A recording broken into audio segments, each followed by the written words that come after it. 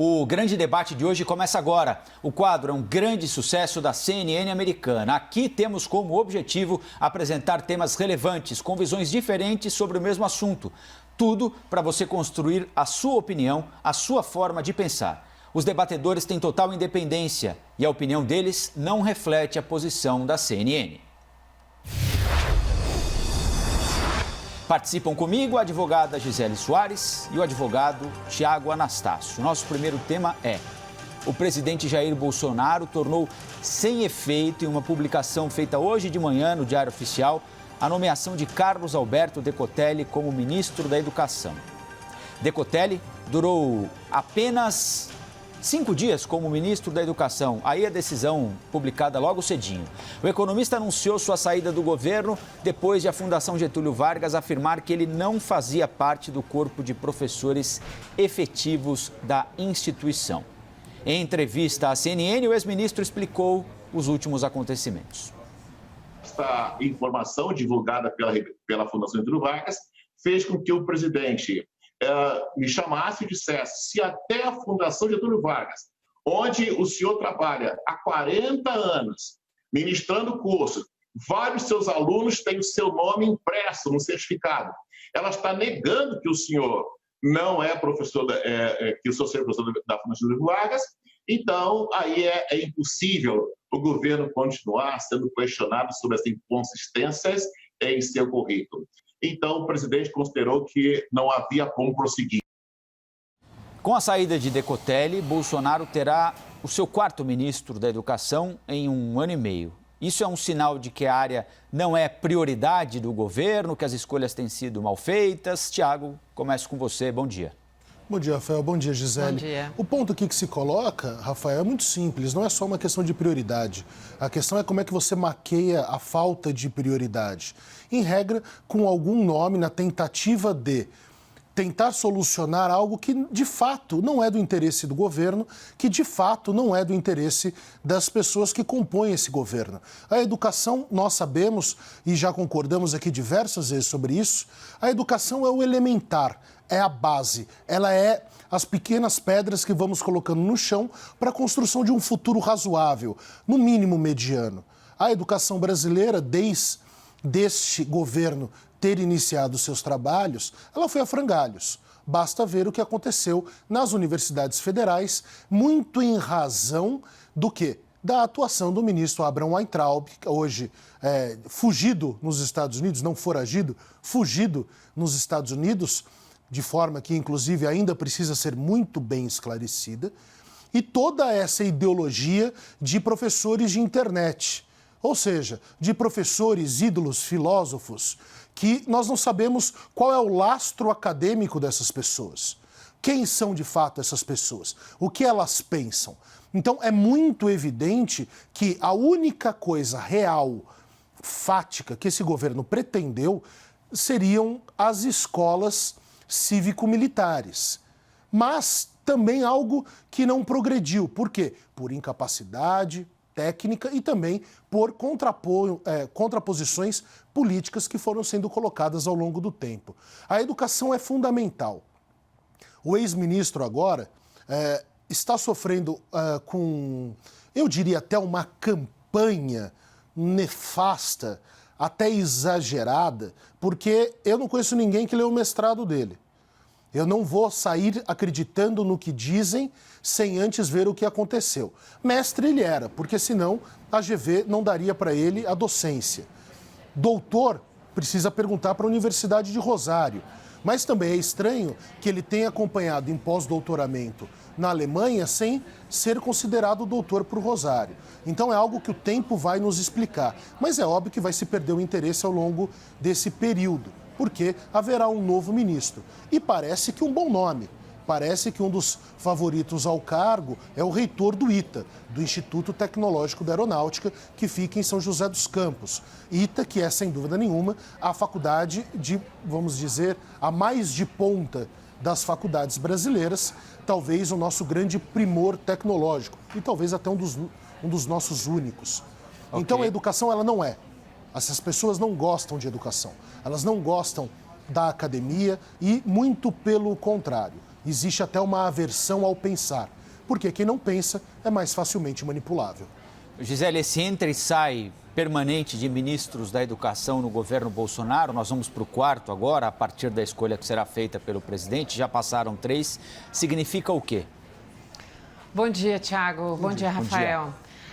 O Ministério da Educação é um ministério muito desafiador, mas as consequências de hoje e a situação atual da educação no Brasil não é uma responsabilidade deste governo federal e sim dos governos federais anteriores, porque estes efetivamente não fizeram nenhum investimento na educação propriamente dita. Houve uma entrega à ideologia do Ministério da Educação por muitos e muitos anos e, infelizmente, a pasta da educação é tão desafiadora justamente porque os investimentos feitos na educação, eles são recebidos, as consequências, elas acontecem depois de um longo período. Infelizmente, não há possibilidade de termos resultados tão imediatos. Então, é preciso que haja uma grande transformação, é preciso que haja uma conscientização e um grande investimento na atualidade para que nos próximos 5 anos, 10 anos, nós possamos verificar todo esse investimento em resultados positivos.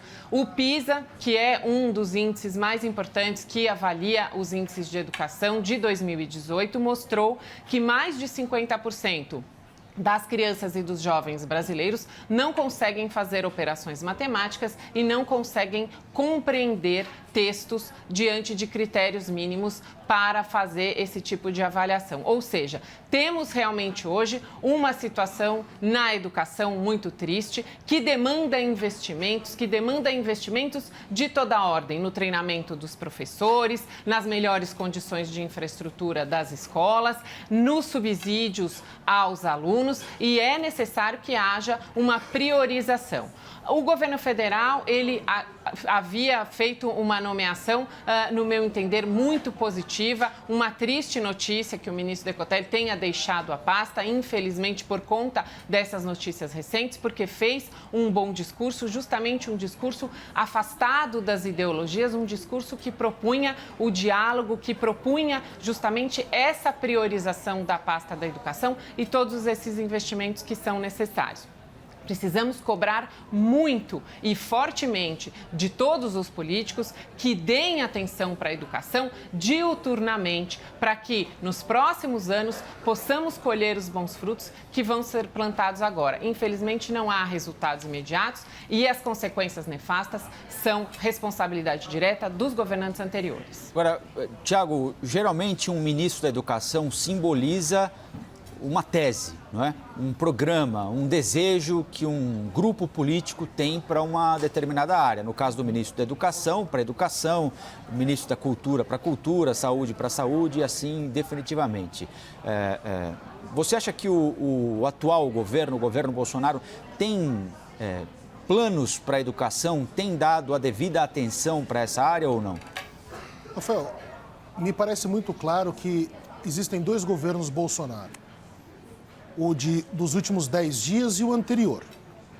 Desde a prisão do Queiroz, houve uma mudança de tom e, inclusive, agora se sabe, também pela imprensa, que até o ministro Salles e o ministro Araújo já estão na corda bamba e sem sombrinha, em homenagem ao grande Aldir Blanc, sem sombrinha. Por quê? Porque agora o presidente Jair Bolsonaro está acuado. Ele sabe muito bem o que pode vir em direção dele. Agora, há alguma ideologia ou há alguma linha política a ser seguida? Eu não acredito, e aí eu discordo absurdamente da posição da Gisele, sobre a questão de ideologias nos últimos governos nas faculdades. O que houve foi algo que me parece fundamental. Houve a universalização da educação, e aí eu digo das faculdades, né, no 3º grau. Houve universalização, houve a preocupação em colocar as pessoas pobres e as pessoas negras, vítimas históricas de uma elite muito estúpida e racista no Brasil, dentro das universidades. Houve o fomento, sim, de pesquisas e todas as críticas que se faziam eram absolutamente mentirosas. Eram, por exemplo, sobre a questão sexual, a educação sexual para a criança, que esses pastores ficavam nas televisões gritando, ofendendo, falando que é absurdo que isso seja ensinado. E o tal do kit gay nem existia. Ele nem existia. Houve um projeto que foi barrado imediatamente, que não chegou e também não teria nenhum problema a educação sexual, a depender, é claro, de uma boa pedagogia e se dependesse também do período em que pudesse ser implementado. Agora, os últimos governos são os culpados pelo desgoverno de agora? O ministro Abraham Weintraub era o ministro da Educação. Vamos ver a história dos governos, o que foi feito de investimentos em pesquisa, em universidades. O próprio ITA, o quanto o ITA trabalhou, o Instituto Tecnológico da Aeronáutica, nos governos até de esquerda. Vamos ver também a Embraer, muito fomentada pelo ITA, todo o acréscimo que teve no seu poderio tecnológico. Vamos ver o quanto foi passado para as universidades federais, professores que foram contratados. Lá atrás estava bem, estávamos começando a ficar bem, porque a educação também não estava sanada. Críticas devem ser feitas, sim, na última década. Só que o que aconteceu na época dos militares com a educação brasileira? E antes? Ok. Parece que o problema é a democracia, né? Esse é um dos grandes pontos que a gente precisa deixar claro. O problema da educação brasileira é um problema secular, não é de um governo ou de outro. Gisele? Tiago, vou fazer uma brincadeira com você Diga. que você sempre faz comigo. Diga. Não moramos no mesmo país, você deve estar morando na Suíça e tem uma educação de primeira linha. Eu moro no Brasil e vejo os números do PISA e outros estudos e vejo que nossa educação precisa sim de muita atenção, precisa sim de muito investimento e precisa sim de prioridade. Houve, infelizmente, um retrocesso, já não havia grande avanço, mas houve sim um retrocesso por conta do excesso de ideologia, isso é inegável, mas nas aonde, universidades Gisele? e nas escolas, mas aonde? nas últimas administrações do PT. Uma ideologia, ontem mesmo você citou o Paulo Freire, um educador que tem um viés ideológico, que levou a discussão política para dentro da escola, artigos favoráveis e contrários, há críticas e há também elogios, mas é inegável que o próprio Paulo Freire, que é tão elogiado por uma série de educadores no Brasil, que ele tinha, sim, uma crítica muito severa ao capitalismo, que havia, sim, nas suas obras uma forte ideologia mais comunista, mais de esquerda. Havia, sim, a menção, inclusive, a Fidel Castro, a Che Guevara. E há uma discussão muito grande de quão grande é a sua influência ao redor do mundo. É uma pessoa de referência para educadores na esfera da discussão, mas não há nenhuma referência com relação aos sistemas de ensino de países estrangeiros com essa influência direta do Paulo Freire, como isso é muito alardeado e muito nomeado por muitos educadores. Mas uma outra questão que eu queria colocar, que desde ontem vem me incomodando, é que você diz, o governo federal está acuado, o governo federal está acuado. E essa é uma questão que eu me coloquei para uma reflexão. Por que será que estamos discutindo que o governo estaria acuado? Por que será que existe essa situação?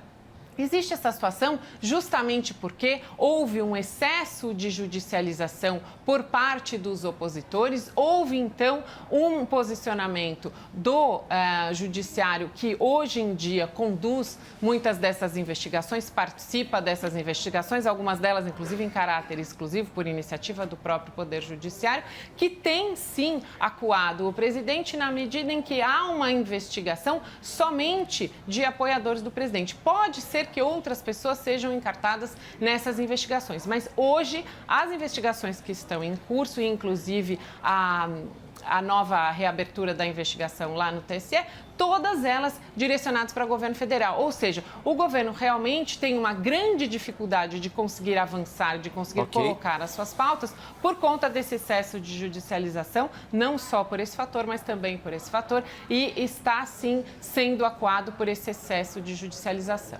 Eu só queria voltar algumas casinhas e retomar o tema da educação. Esse tema proposto pela doutora Gisele é muito interessante, mas voltar ao tema da educação e perguntar para o Tiago se você concorda, Tiago, que houve uma preocupação excessiva com a ideologização do ensino e que há, neste momento, neste 1 ano e meio, uma tentativa de quebrar essa política de 20 ou 30 anos que teria começado, como dizem apoiadores do presidente da República, com o ex-ministro da Educação, Paulo Renato Souza, lá no primeiro mandato do ex-presidente FHC.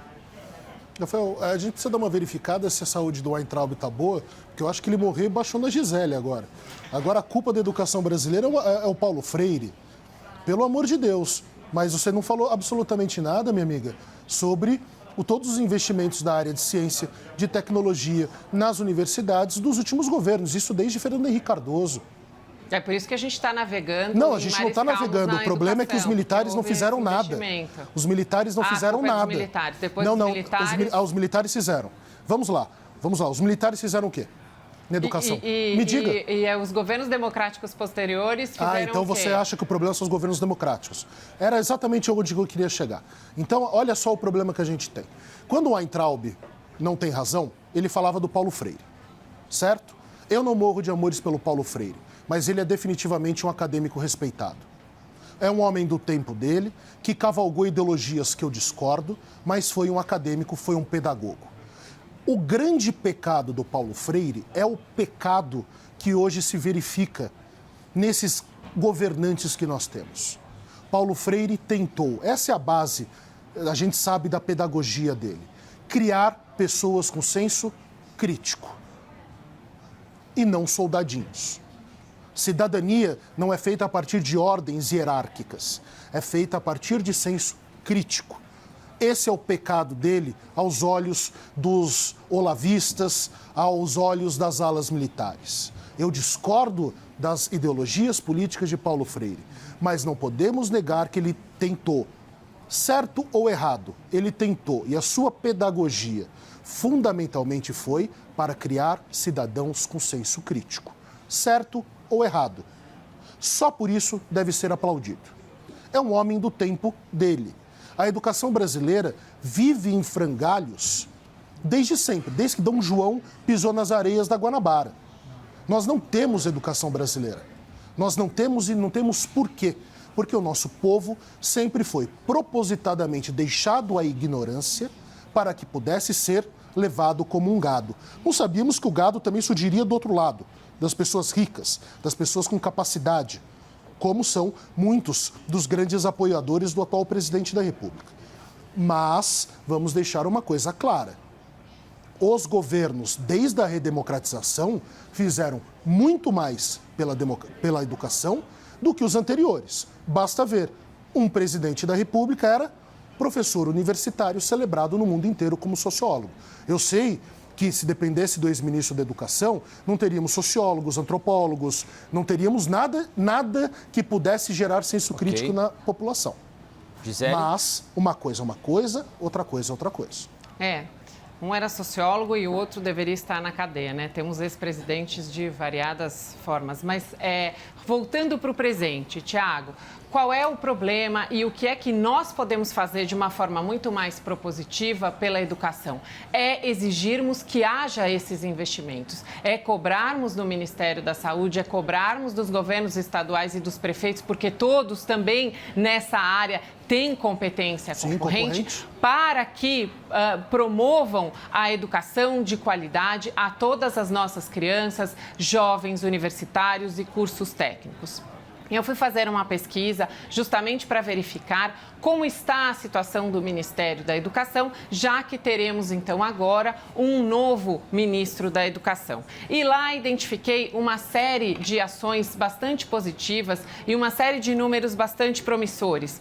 Há na escola infantil para alfabetização um programa chamado Escola de Todos, que é justamente um programa para a massificação da alfabetização e uma alfabetização mais aprofundada das crianças. Há também um programa muito importante, um edital que foi publicado para que até 2022 todas as crianças tenham material didático, tenham livros didáticos. Isso, por incrível que pareça, Tiago, eu também não sabia, não aconteceu nos últimos 30 anos. Então, oxalá que em 2022 todas as crianças tenham realmente os livros didáticos com boa qualidade, livros didáticos que tragam exatamente isso, o pensamento crítico, que promovam para essas crianças um ensino sem ideologia, um ensino de conteúdos, um ensino de civilidade, para que elas possam, então, fazer as suas próprias reflexões, fazer o seu pensamento crítico e fazer bem as suas escolhas, inclusive para participarem do nosso cenário político e para avançarem com o nosso Brasil, inclusive nessa área de educação.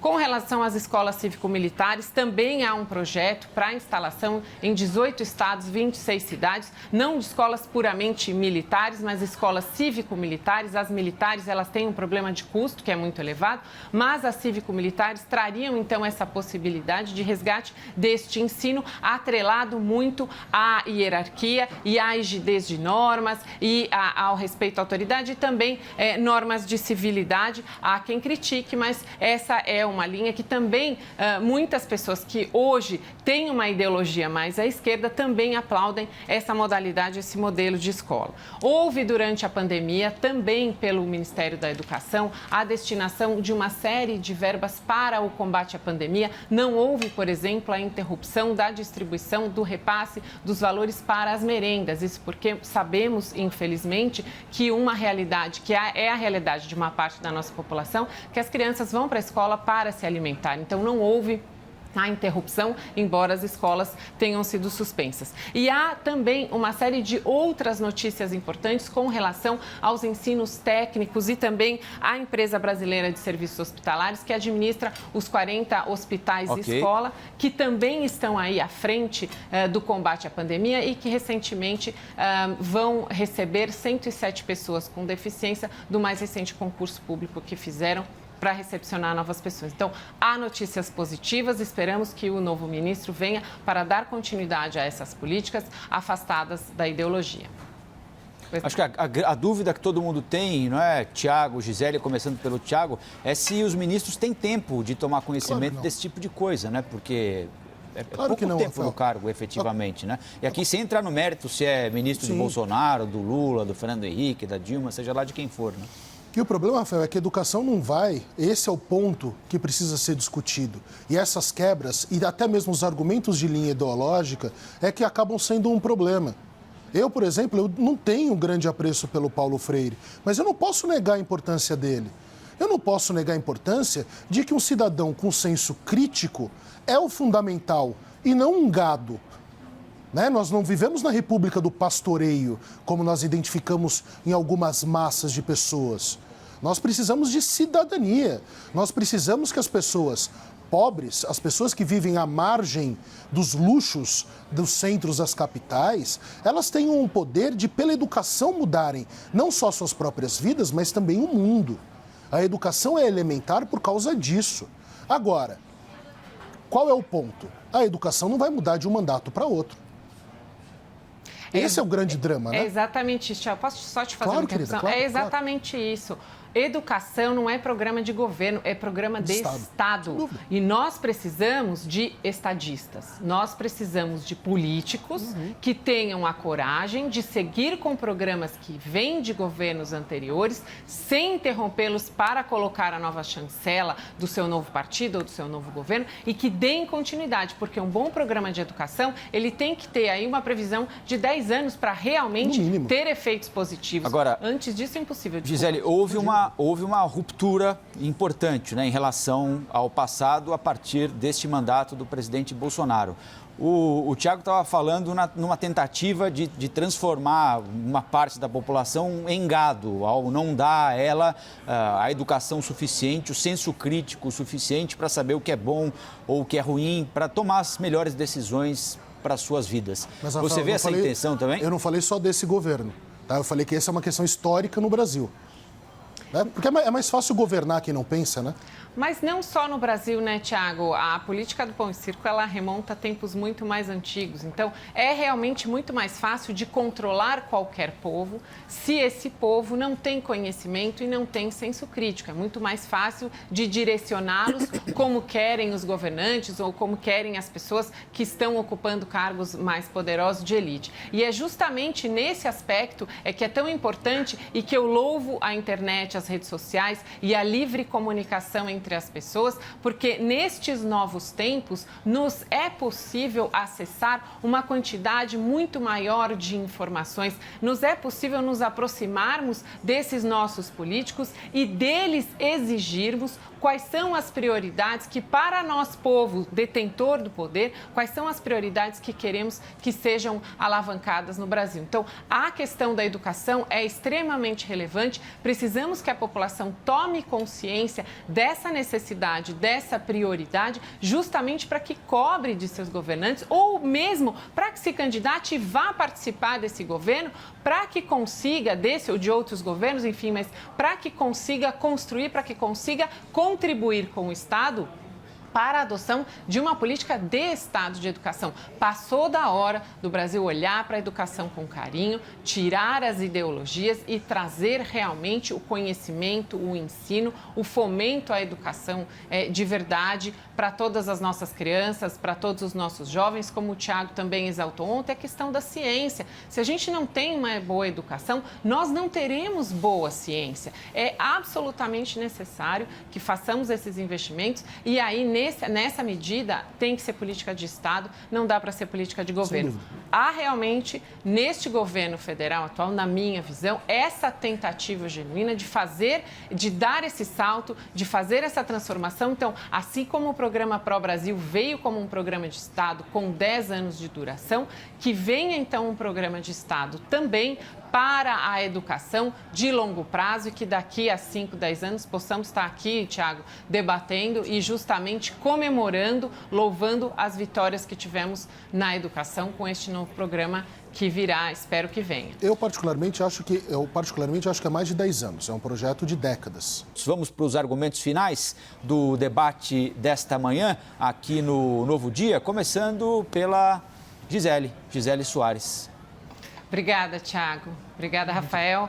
Hoje, 1º de julho, e eu vim justamente para o debate pensando que, pela primeira vez na minha vida, passei um mês de junho inteiro sem as tradicionais festas juninas. E fiquei muito triste com essa constatação, porque as festas juninas são justamente uma manifestação tão importante da nossa cultura, uma manifestação tão importante da nossa história. Um povo se constitui justamente das suas tradições, da sua cultura. E uma das festas mais tradicionais que nós temos aqui no Brasil é justamente a festa junina. As festas juninas com todas as roupas coloridas, com todas as comidas típicas, inclusive que têm uma grande variedade, uma grande diferença.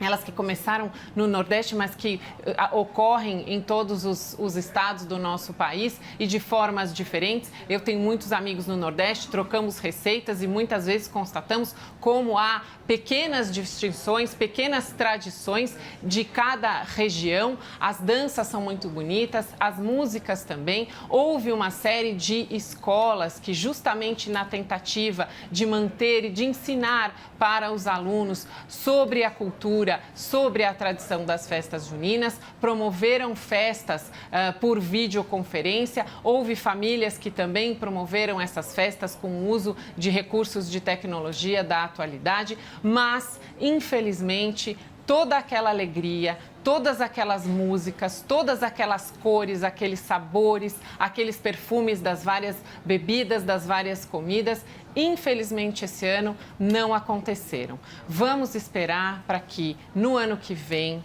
com a solução dessa pandemia, com a vinda de uma vacina, já temos notícias bastante promissoras e bastante importantes de que ainda no ano de 2020 teremos uma vacina para o combate ao coronavírus. Então, teremos realmente uma solução vinda da ciência, vinda da educação, extremamente importante, que colocará um fim a todo esse temor e colocará um fim a todo esse distanciamento. Estamos sentindo muita falta dos contatos pessoais, dos abraços, dos beijos, das músicas, dos sons, do choro, da risada. Então, façamos mais uma vez uma menção à educação e principalmente à ciência, que encontrem logo uma solução para o coronavírus, para que nós possamos aglomerar sem temor de novo e que no ano que vem façamos belíssimas festas juninas com muita comemoração. Tiago? Fiquei com fome. Fiquei com fome. Eu tenho uma paçoca aqui na bolsa, se você quiser. Gente, acho que a Gisele está corretíssima nesse aspecto. As tradições brasileiras e as tradições do mundo estão em suspenso. Isso significa que a cavalgada da humanidade, dentro da sua história, com as suas tradições, sua cultura e todos os povos, tiveram um tempo, um infeliz tempo, infelizmente baseado em muitas mortes, para nós pensarmos qual é o nosso rumo. Eu acho que um rumo que todos nós sabemos que é necessário é o da educação e da ciência. Sem isso, nós continuaremos vivendo a barbárie. Nós, sem isso, continuaremos vivendo no Brasil pré-império. Até mesmo porque a figura de Pedro II foi absolutamente salutar para a nossa história e vai acabar caindo com um golpe militar. Eu gostaria só de deixar um pensamento, uma indagação, na verdade, aos telespectadores de hoje, também ao Rafael e também à Gisele. Se o problema da educação brasileira nos últimos 20 anos foram as ideologias, se os problemas foram as ideologias, por que raios que a educação está na mão da ala ideológica desse governo? Essa é a hipocrisia escancarada de pessoas que não só não têm apreço pela educação, mas porque não têm sequer a formação devida e adequada para falarem de educação. Porque se a educação teve problemas em razão das ideologias, porque agora ela está na mão da ala ideológica do governo. A ala ideológica que tem conflito com a ala, inclusive, militar desse governo. Essa é a hipocrisia escancarada e sobre a qual ninguém fala nada. Eu agradeço aos nossos dois debatedores e lembro que todas as edições do Grande Debate estão disponíveis na íntegra no nosso site cnnbrasil.com.br, no nosso canal oficial do YouTube e também em formato podcast em todas as plataformas de áudio.